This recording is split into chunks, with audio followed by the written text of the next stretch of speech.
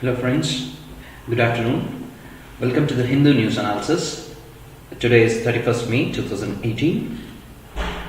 About me, Sagar B. Ashgut. I'm a tutor at UPSCIASS Academy. I teach psychology, Indian economy and ethics here. So the quote for the day by APJ Abdul Kalam. So thinking is the capital, enterprise is the way, and hard work is the solution. Right? So as you think, you work, and the more harder you work, you'll find the solution. That's what APJ Abdul Kalam says. On that positive note, we'll head towards the analysis of today's newspaper.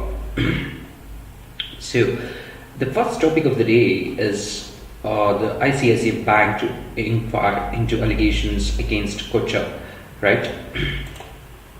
So, what is this about?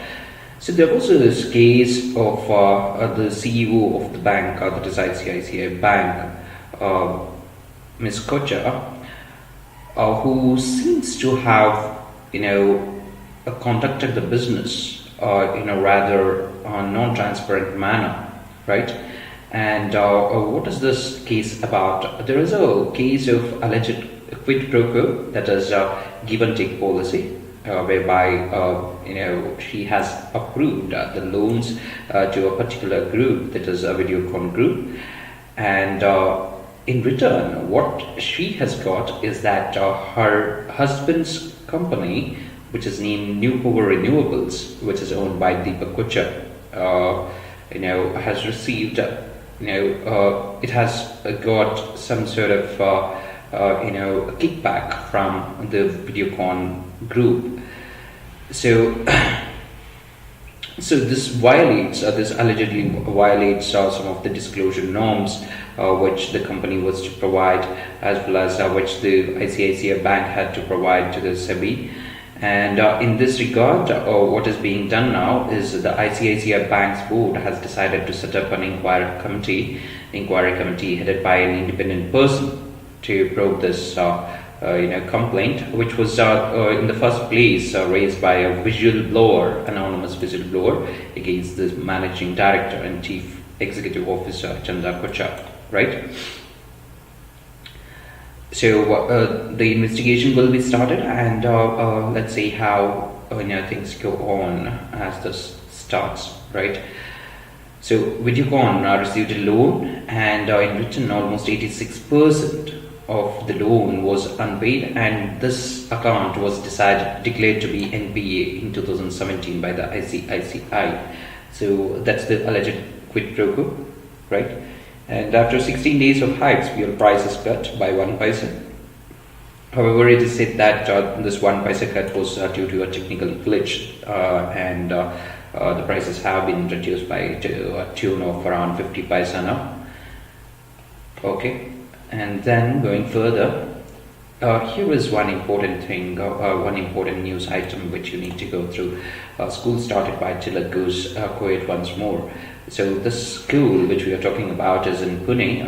This is called the New English School.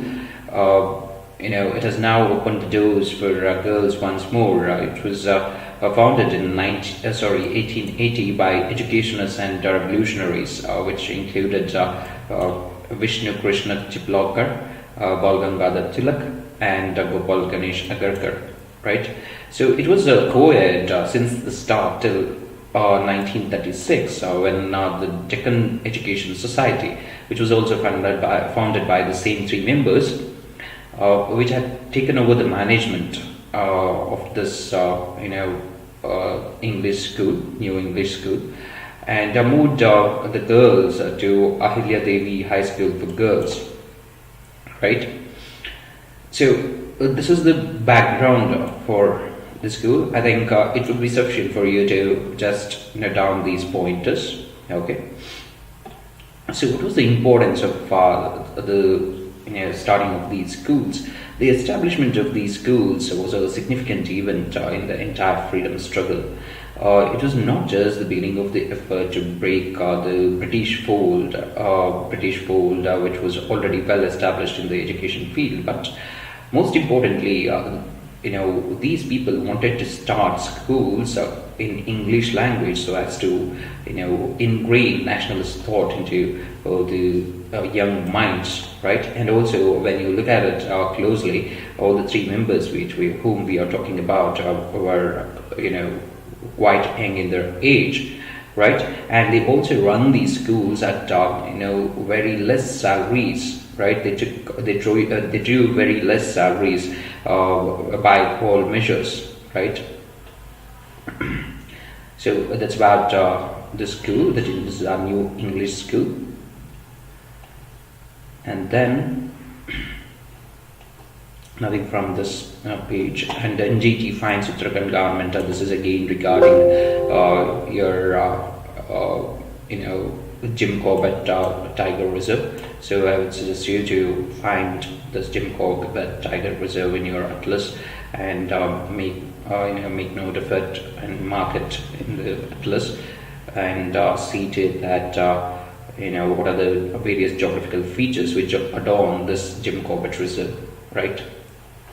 34 leopards die each year in Rajasthan, says a wildlife report. So what do you have to look out for? Because leopard is in the news. What are the major causes of deaths of leopards? And moreover, you have to see where it is listed. So it is listed on par with tigers under the Schedule 1 of Wildlife Protection Act of 1972. And it faces serious challenges due to various reasons, and the most prominent amongst them is the man-animal conflict, which we talked about, right? Man-animal conflicts. And secondly, it is the availability of the prey base, right? The area where it gets the prey is becoming smaller, or rather than becoming smaller, what this particular article suggests is that because of the Project Leopard, the number of leopards have increased over a period of time, because of which the area which they are supposed to be housed in should also increase, but that has not happened.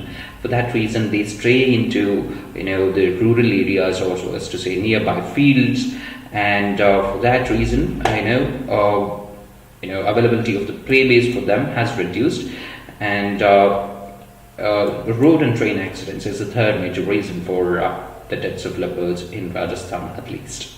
Okay. Going further, Bangladesh agrees to take back 33 nationals from Assam. So this is something which is a goodwill gesture made by Bangladesh.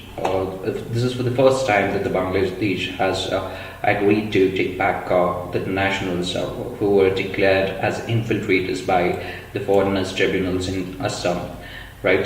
This is the first time ever. That is why this is an important thing, right?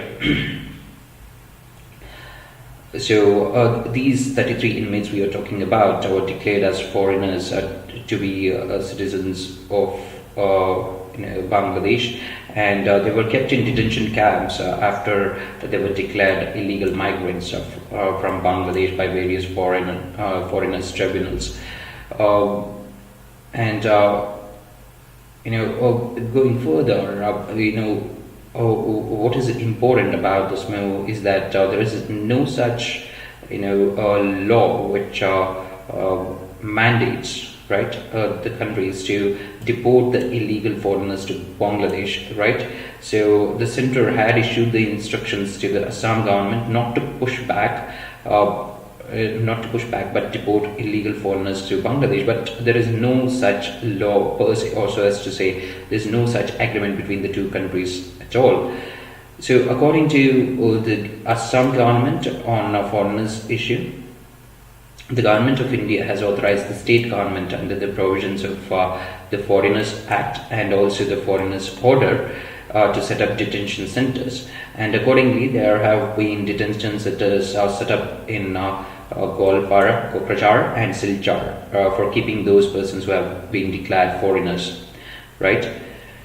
So the Supreme Court has earlier held that the government should update the National Register for citizens, and the final draft will be out on June 30th when these applications without legacy data would be detected as not Indian citizens, right? That's what would happen on June 30th, when the draft proposal would be put out, right? Next.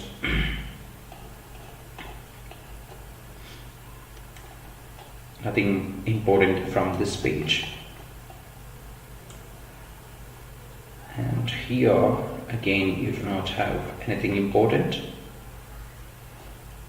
Nothing important on this page as well. Right. Yeah, here is one more important piece. Rajaraja Chola consort idols recovered from Gujarat. They are valued at 150 crore rupees. So the idol wing of Tamil Nadu police has recovered two ancient bronze idols of Emperor Rajaraja Chola and his royal consort Lokamadevi. Right.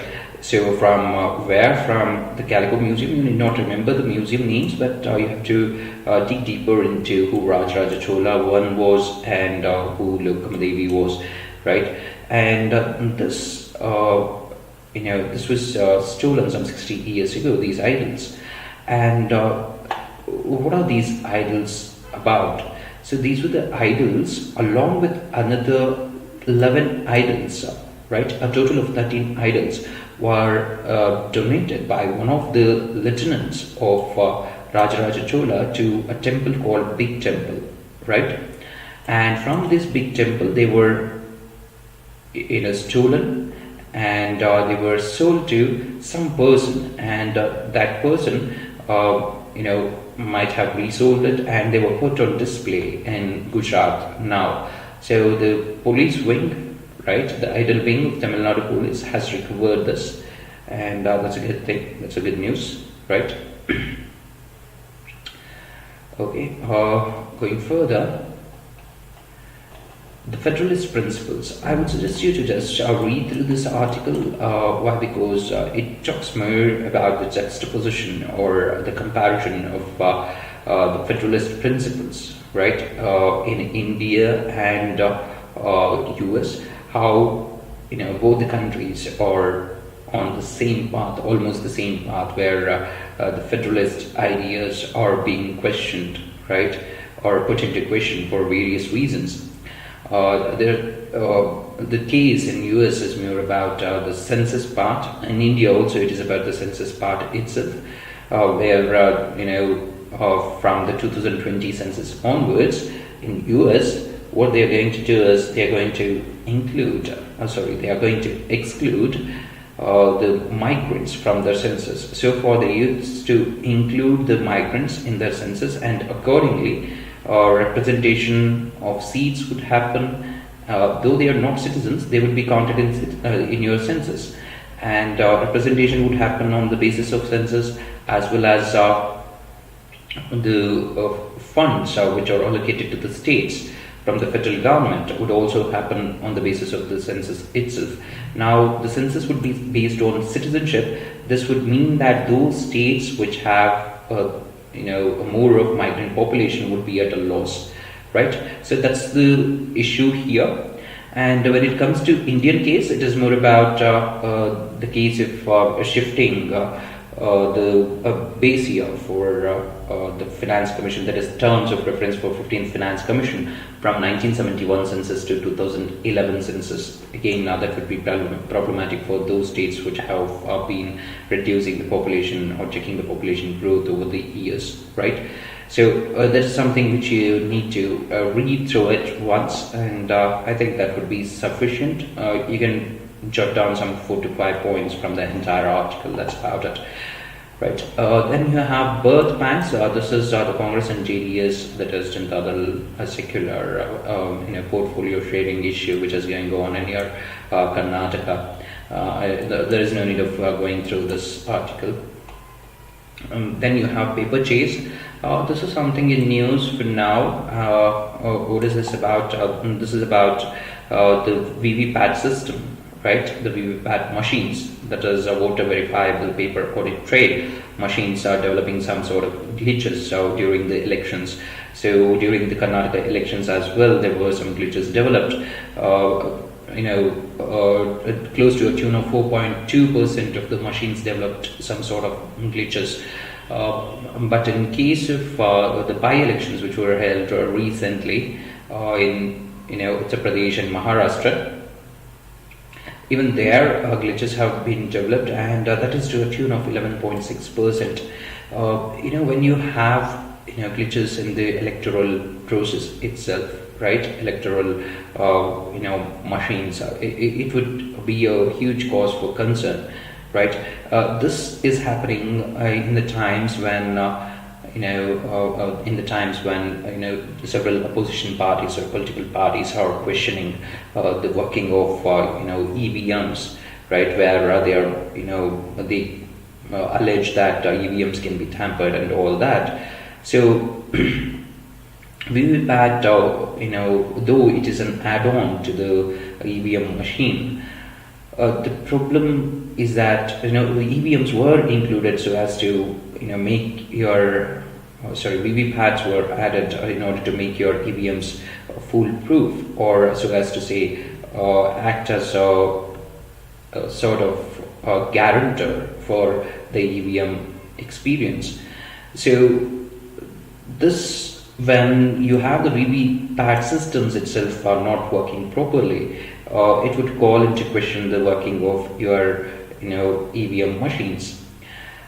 So the malfunctioning recently is due to the sensitivity to extreme weather conditions and exposure to light. That's what has been said. So it also has been blamed on the relative inexperiences of the polling officers in dealing with them compared to the ballot and control units for your EVMs, which have been in use for a much longer time. So the technical committee of the ECI, Election Commission of India, is now faced with the challenge to ensure that VVPAT machines hold up by the time we have the general elections, which are going to be in extreme conditions as well, that is the hot summer months. So the VVPAT system was added to the EVM to audit the voter tallies stored in the machine. So its universal implementation, however, it was used here and there, but universal implementation started only in the Goa Assembly elections in 2017. It was deemed necessary. Why? Because several political parties were questioning the possible hacking of EVMs. These complaints lacked any basis, but the VVPAT implementation was hastened to bring back trust in the entire election process.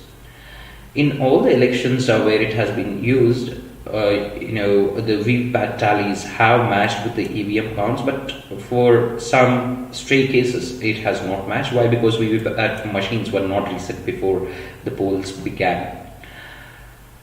So invariably these machines are just add-ons to the ballot and control units. It has only added complexity to the entire program, to the entire process.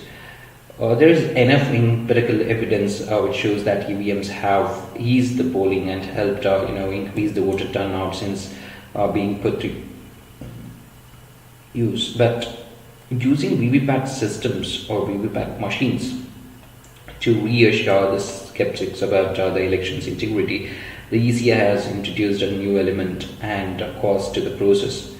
So given these challenges, what could be the possible solution is that deploy VVPAT machines in a limited manner and choose the polling booths randomly, install VVPAT machines there, and check and recheck the VVPAT machines for their working before they are installed there, and randomly. Even now, the audit of VVPAT system with the EVM count is done randomly. So choose the polling booths randomly and install the VVPATs randomly, and do not make it universal, and choose from one booth or the other and check for the tally. So that would be sufficient, right? Whereby you can reduce those problems of inaccuracies as well, or glitches developed in the VVPAT machines. So at least this has to be followed until you develop the technology so that it becomes more so as to say resilient to the changes in the extreme weather conditions, as well as people also gain experience with the working of this VVPAT system. All right. Charting its own path, why the 20th anniversary of Pokhran nuclear test was so muted this month. This is a wonderful read. What this entire article talks about is that the Pokhran test, which we did in 1998, right, 20 years ago. So, we are not signatories to the Nuclear Non-Proliferation Treaty, and after the NPT was signed in 1968, by the way. So after we did this test of 1998, yes, there was a sort of retaliation, so as to say, answer from Pakistan as well. It was sort of a give back, but from Pakistan, saying that they also had the nuclear capability. They conducted their test in return, and the situation escalated whereby the countries across the world saw with all skepticism towards the two countries, where it could, if the wars do happen, it can escalate into nuclear war. So soon after 1998, there was this Kargil War of 1999, and there was this troop movement in 2001 too. And by that time, India had already spelled out its doctrine, right?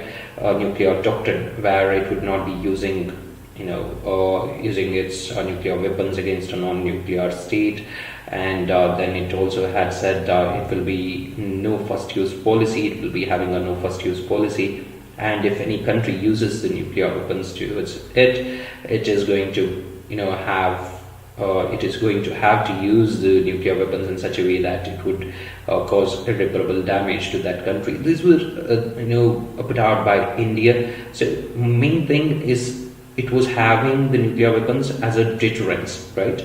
It was having it for deterrence, and no first use policy. This was the doctrine spelled out by India, despite being out of the Nuclear Non-Proliferation Treaty. So Nuclear Non-Proliferation Treaty is something which is only for the 5 powers we talk about, which had tested the nuclear technology, nuclear weapons technology, before 1968. There is no way India could enter this elite club. However, India over the years has become part of other nuclear agreements, right? Except for NSG, as of now, it has become a part of all the other nuclear groups. That's the good thing about India. Despite not being a member of NPT, it has gained membership in most of the other groups. So it's a part of your MTCR now, Missile Technology Control Regime. It is the informal group that controls the trade in nuclear and dual use, and it's a part of Wassenaar Agreement and is a part of Australia Group. They control the trade in sensitive materials and technology. Together, they provide a ballast for a nuclear regime underpinned by NPT.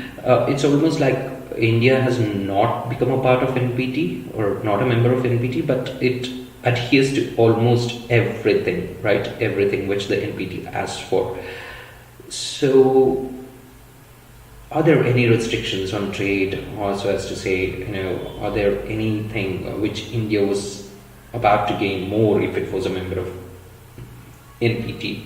I don't think so. Why? Because in 2008, 2005, there was a joint statement announcing that India and US nuclear deal would mean that India would be given a free hand, right, when it comes to nuclear trade. That is, it can buy nuclear material, it can buy nuclear equipment from other countries. This was like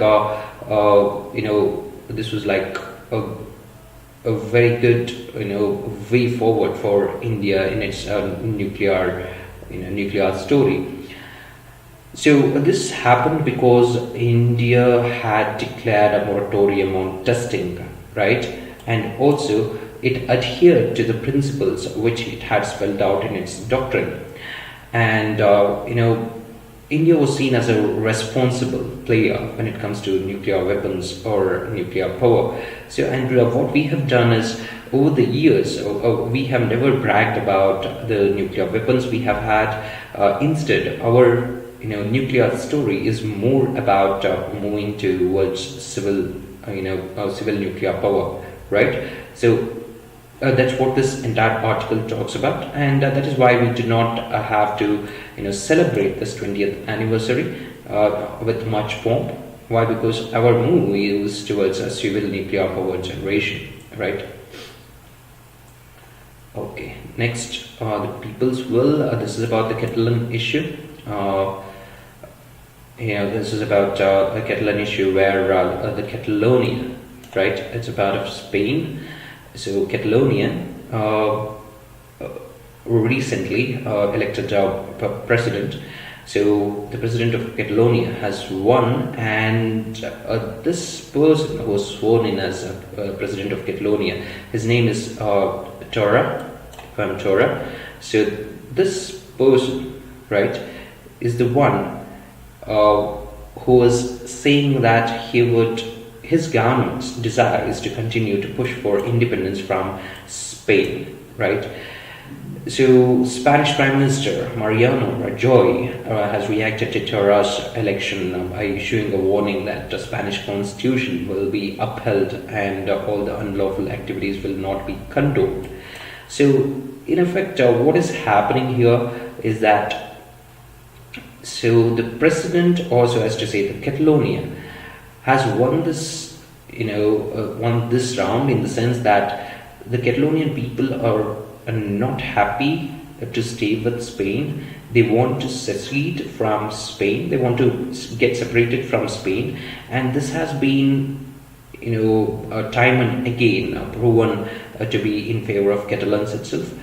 That is in the regional elections in 2015, referendum of October 2017, and regional elections of December 2017 have all resulted in pro-separation parties getting victory.